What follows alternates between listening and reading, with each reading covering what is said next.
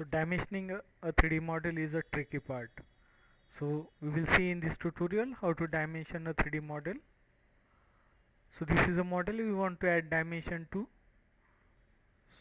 So suppose normally we are at home, we are in 3D modeling. So we will go to annotate, and from here you can choose the type of dimension. Suppose I want to add a linear dimension. Then I want to add this lane. Just give the first point, second point, and location. Okay, before that you make it as annotative, so controlling the scale is very simple. Just say annotative and then give first point, second point, and location. Once you add the dimension, then to control its visibility, just increase the scale. Suppose I say 1:5, so it is smaller, so I will increase it more, 1:10.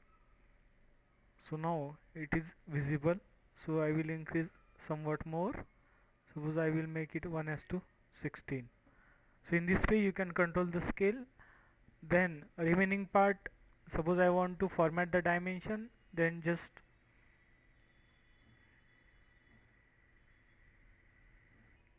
for that just give the dimension style command. Just say dim style, then modify,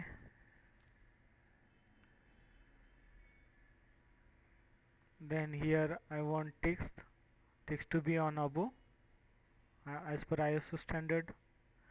Then go to primary units, I want single digit, then OK, close. So your dimension will look as per that style. Then next I want to give other dimension, so I will again go to annotative, then dimension, linear, then again give first point, second point, and location.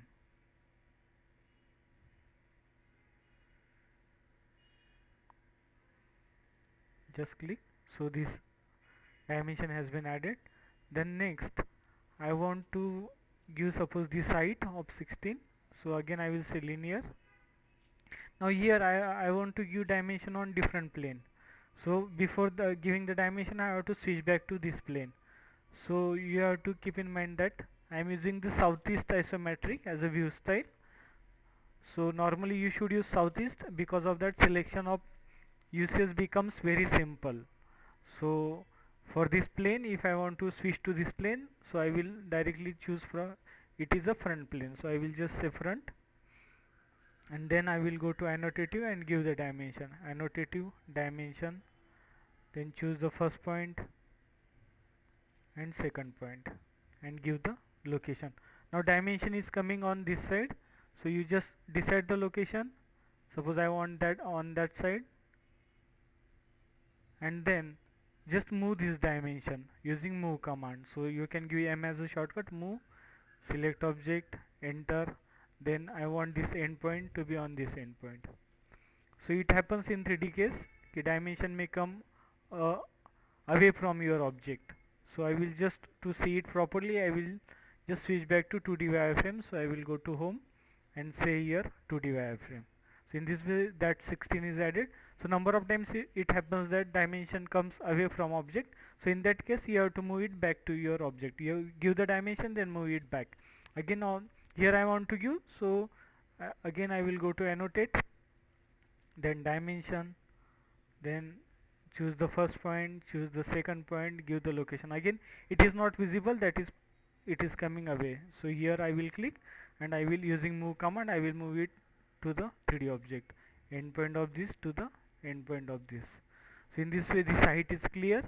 So here I want to give the total height, again I want to give it on the right plane. So I will go back to view and I will say right. Then again I will move back to annotate and give the dimension, take the first point, so above endpoint and below endpoint, and give the location. So again it is not at proper position, I will move it, move, select object, enter, endpoint of this to the endpoint of this. So it has been placed properly. You can just click on that to bring it nearer to the object. Just click and drag it. Click the grip and drag it. So 48 is there. Now this dimension is remained. Last one. So again I will choose the first point. Okay, again dimension, linear dimension, first point, then second point, and then give the location, then move it to the original position, end of this to the end of this. So in this way all dimension for this object has been given. So you can control the scale. I will view it back in suppose conceptual visual style, so it will look how it look like. So in this way you can give dimension to 3D objects. So we will stop here. Thanks for joining.